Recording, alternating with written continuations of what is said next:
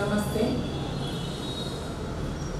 આપણે ટેક્સ્ટ બુકની અંદર આપણા અગાઉના લેક્ચરમાં યુનિટ 1 અગેન્સ્ટ ધ ઓડ્સ એમાં પહેલો ટોપિક ટ્રેક ટુ તાજનગર અને સીતાપુર સ્લાઇડ આ બે ટોપિક વિશે આપણે ચર્ચા કરી ચૂક્યા છીએ.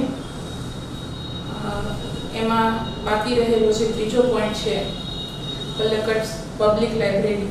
એના વિશે આજે આપણે આ લેક્ચરમાં અભ્યાસ કરીશું. હું તમને દરેક લેક્ચરમાં એક વાત ખાસ કરું છું કે તમે ટેક્સ્ટ બુક સાથે જ રાખજો. એમાં આવતા ડિફિકલ્ટ વર્ડ્સ જે હું એક શબ્દને ટ્રાન્સલેટ કરું છું તો તમને ખ્યાલ આવે કે કયો શબ્દ તમારા માટે અજાણ્યો છે, અનનોન છે, ડિફિકલ્ટ છે, તો તમે એને નોટ ડાઉન કરી શકો. આ ઉપરાંત જ્યારે આપણે પોઈન્ટ પૂરો કરીએ છીએ, યુનિટ પૂરો કરીએ છીએ, ત્યારે એના લગતા પ્રશ્નો તમને બોર્ડ પર લખાવું છું. એ તમારે નોટબુકમાં લખવાના છે અને એનો જવાબ જાતે તૈયાર કરવાનો છે. જે પાઠ આપણે ભણીએ છીએ એ પૂરી ધગશ સાથે ભણવાનું અને દરેક પાઠ એટલો બધો ઇન્ટરેસ્ટિંગ અને એટલો બધો ગમી જાય એવો છે કે તમને એ ભણવાની ખૂબ મજા આવશે. ટ્રેક ટુ તાજનગરમાં આપણે જોયું હતું કે તાજનગરના લોકો પોતાને ગામની અંદર રેલવે સ્ટેશન ઊભું કરવા માટે 25 વર્ષ સુધી મહેનત કરે છે અને એના પરિણામ સ્વરૂપે ગવર્મેન્ટની મદદ વગર તેઓ 7 જાન્યુઆરી 2010ની અંદર પોતાના ગામ માટે એક રેલવે સ્ટેશન ઊભું કરે છે. એ પણ પોતાની જાતે ભંડોળ એકઠું કરીને ગામ લોકો એ પ્રાપ્ત કરે છે. પૈસાઓ એકઠા કરી એટલો ફંડ એકઠો કરે છે અને રેલવે સ્ટેશન ઊભું કરે છે. એના સ્વપ્રયત્નની વાત થઈ ટ્રેક ટુ તાજનગરની અંદર. હવે બીજો પોઈન્ટ આપણે જોયો તો સીતાપુર સ્લાઇડ. એની અંદર આપણે ઉત્તર પ્રદેશના એક એવો જિલ્લો આપણે જોયું હતું કે ઉત્તર પ્રદેશની અંદર 60% ઘરો એવા છે ગ્રામ્ય વિસ્તારોમાં, 60%થી ઉપર ઘરો એવા છે કે જેની અંદર વીજળી જ નથી. એ લોકો વીજળી વગર જીવી રહ્યા છે. અત્યારે આધુનિક યુગની અંદર પણ આવા વિસ્તારો ઘણા છે કે જ્યાં વિદ્યુત સહાય પ્રાપ્ત નથી. એ સીતાપુર સ્લાઇડમાં આપણે જોયું કે એમજીપી નામની સંસ્થા છે તે સોલારની મદદથી માઇક્રોગ્રીડ પેનલ્સ અને બેટરીઓ ફિટ કરી અને ગ્રામ લોકોને ઇલેક્ટ્રિસિટી પ્રોવાઈડ કરે છે. હવે એનો જ જે ત્રીજો ભાગ છે પલક્કડ પબ્લિક લાઇબ્રેરી, એના વિશે આપણે આગળ અભ્યાસ કરીશું. ચાલો શરૂ કરીએ.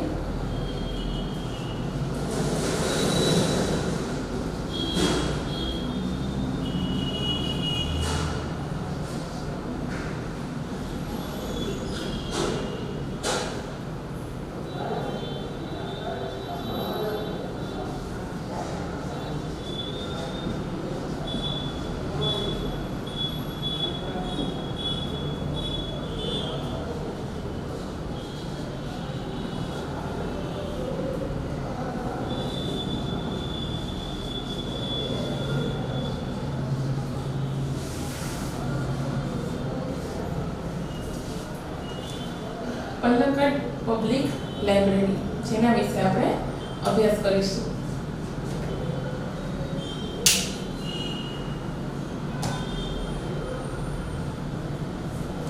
જે કેરાલામાં આવેલી છે.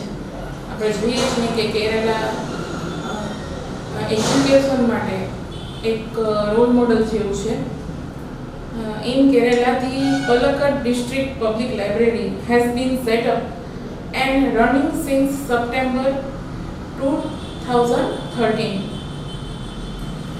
કેરલાની અંદર એક જિલ્લા લાઇબ્રેરી શરૂ કરવામાં આવી અને જે સપ્ટેમ્બર 2013થી શરૂ થઈ છે.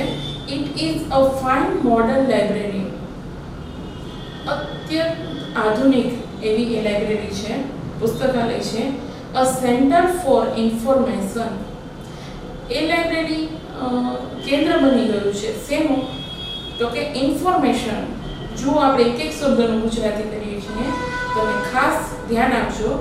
ઇન્ફોર્મેશન એટલે માહિતી, નોલેજ એટલે જ્ઞાન, વિઝડમ એટલે સ્વતંત્રતા, જ્ઞાનમાં વૃદ્ધિ, કલ્ચરલ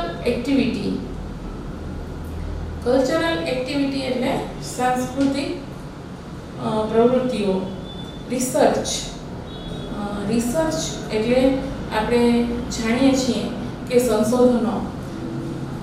રિસર્ચ એટલે શું? તો કે કોઈ પણ બાબત છે એનું સર્ચ કરવું, એને શોધવું. એના પછી છે એન્ડ રેફરન્સ એટલે સંદર્ભ.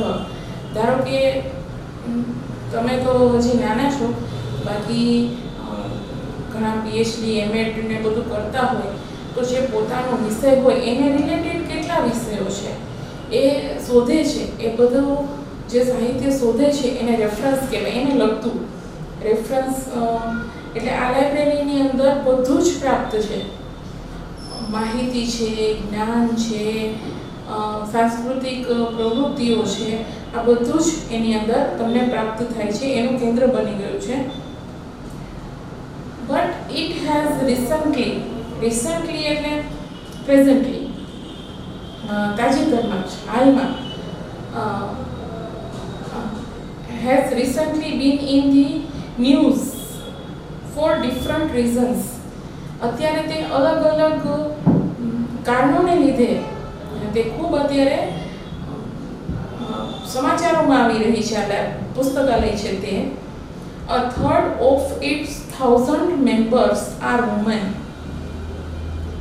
એટલી સારી વાત કહેવાય કે એમના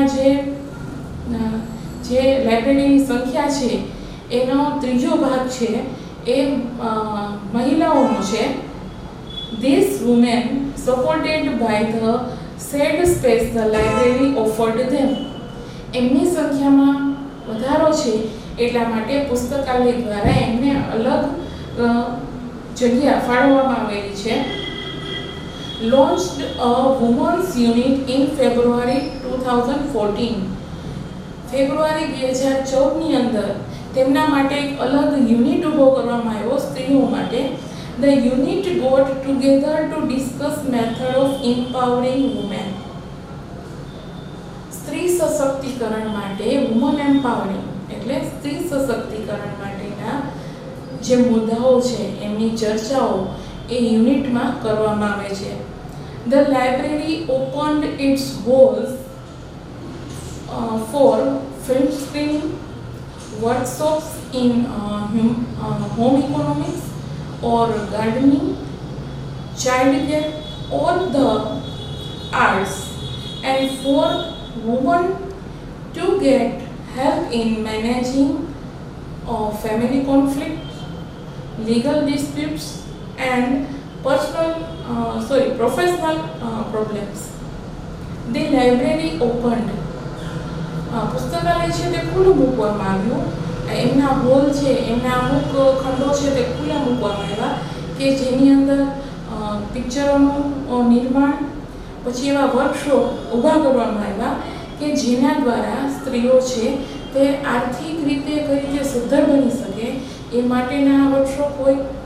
પછી ખેતી અથવા બાગાયતને લગતી માહિતી હોય. પછી કઈ રીતે બાળકનો ઉછેર કરવો એની વાત હોય. અને એમનામાં રહેલી જે કળા છે એમને બહાર કાઢવામાં આવે છે.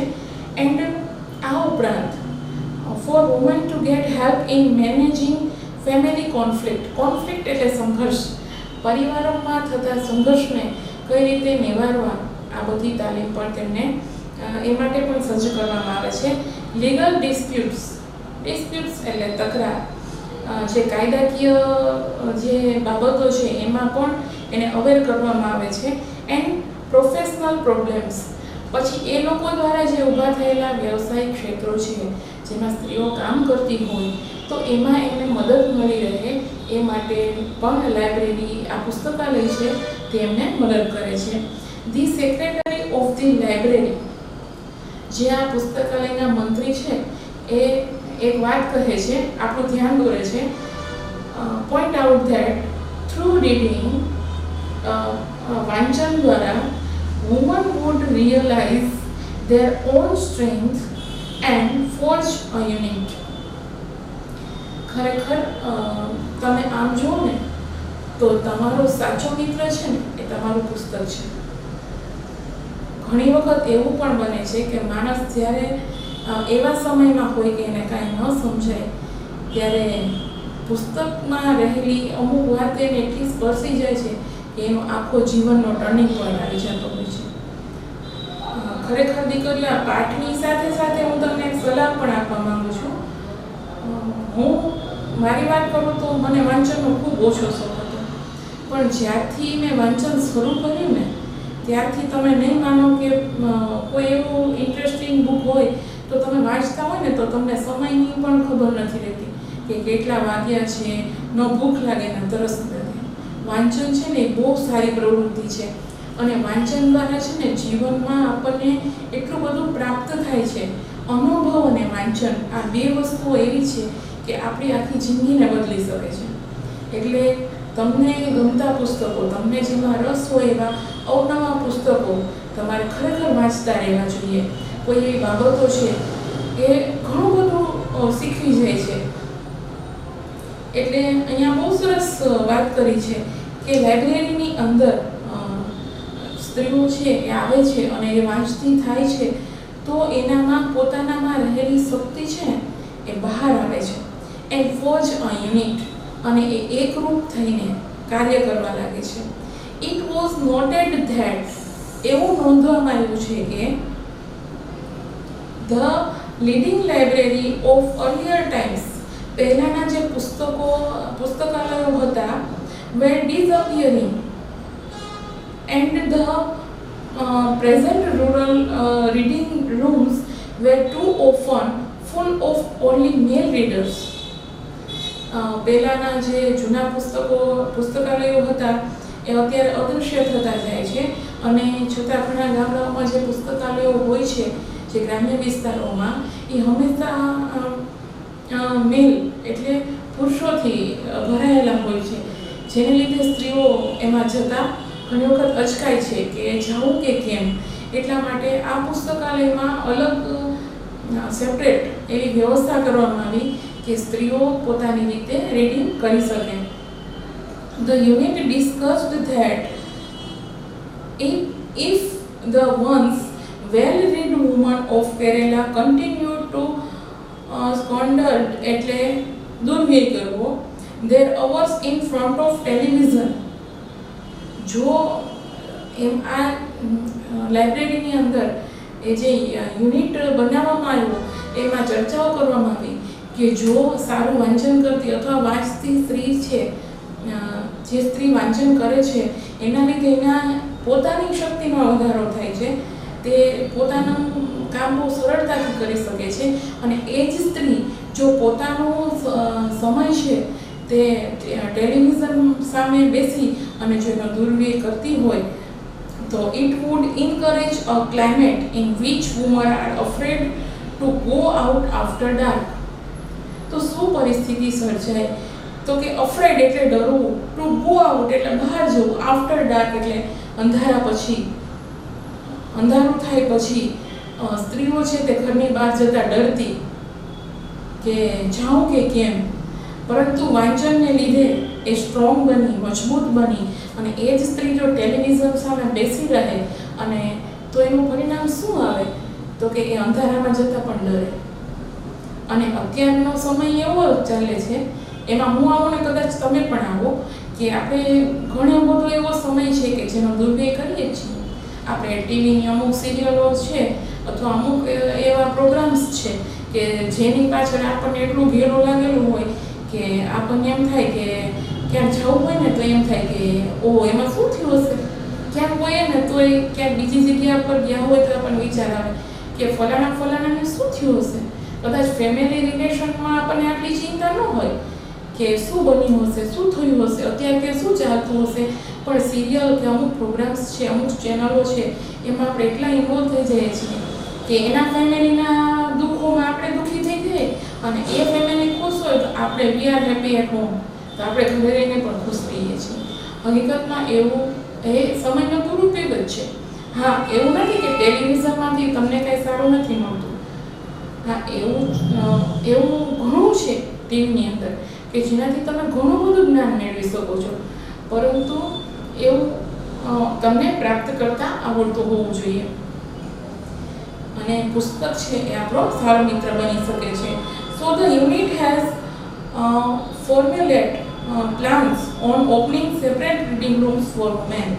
આ માટે જ આ પલક્કડ ડિસ્ટ્રિક્ટ પબ્લિક લાઇબ્રેરી છે એને સ્ત્રીઓ માટે એક અલગ યુનિટ ઊભું કર્યું, સેપરેટ, કે જેને લીધે એ કોઈ પણ સંકોચ વગર લાઇબ્રેરીમાં આવી શકે. Palakkad district library stand toll as beacon to encourage women's empowerment through classes, clubs, workshops and reading rooms.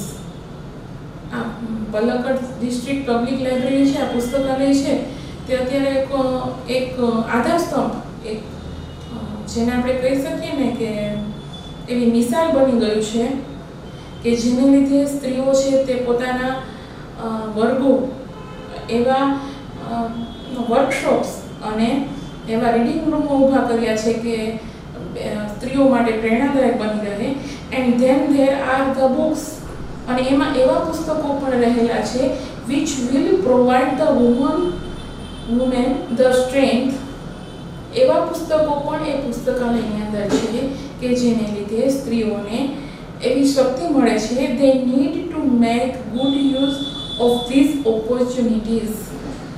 અને આ બધાની તક સ્ત્રીઓને વધારે ને વધારે મળતી રહે એ માટે આ પલક્કડ ડિસ્ટ્રિક્ટ પબ્લિક લાઇબ્રેરી છે હંમેશા પ્રયત્નશીલ રહી છે, આધારસ્તંભ છે અને એક મિસાલ બની રહી છે.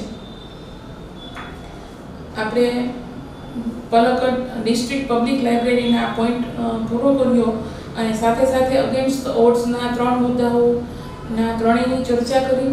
હવે આપણે પલક્કડ પબ્લિક લાઇબ્રેરી છે એમાં આવતો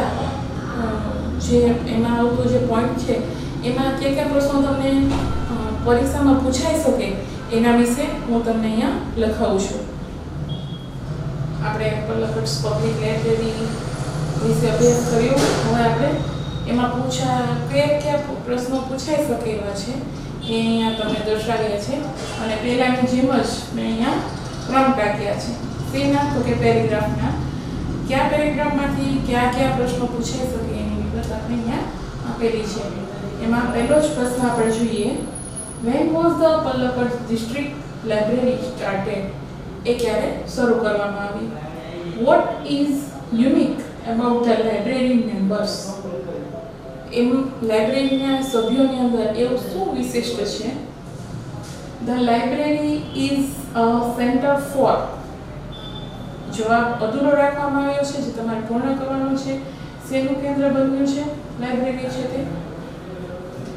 એના પછી નેક્સ્ટ ક્વેશ્ચન છે, why was the library in news? શા માટે પુસ્તકાલય છે તે અત્યારે સમાચારોમાં છે, હેડલાઇન્સમાં છે? એના પછી what did the women's unit discuss? જે સ્ત્રીઓ માટેનું યુનિટ ઊભું કરવામાં આવ્યું છે તેમાં શેની ચર્ચા થાય છે? પછી એના પછીનો પ્રશ્ન છે, what did the secretary point out?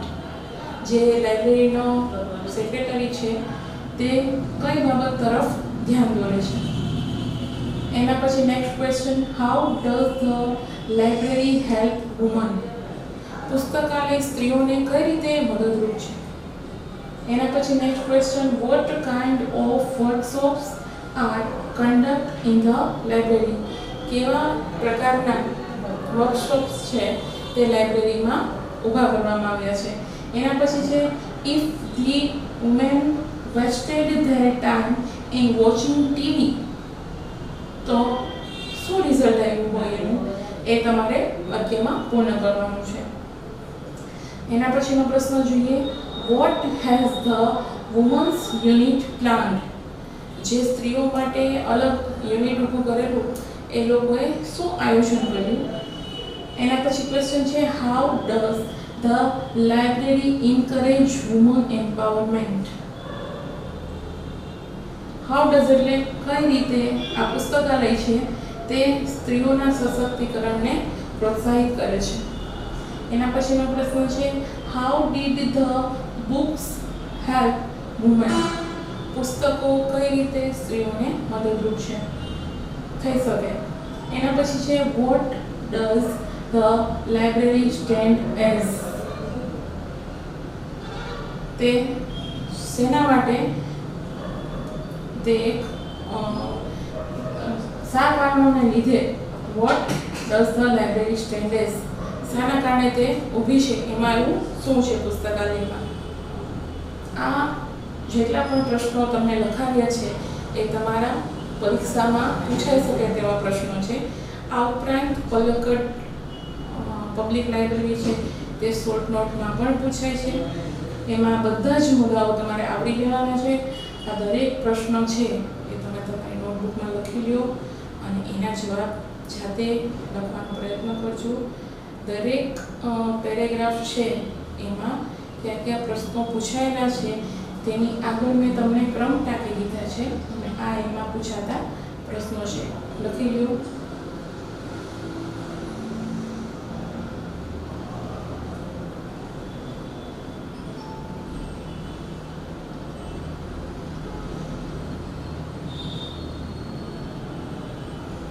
બધા જ પ્રશ્નો તમે લખી લીધા હશે.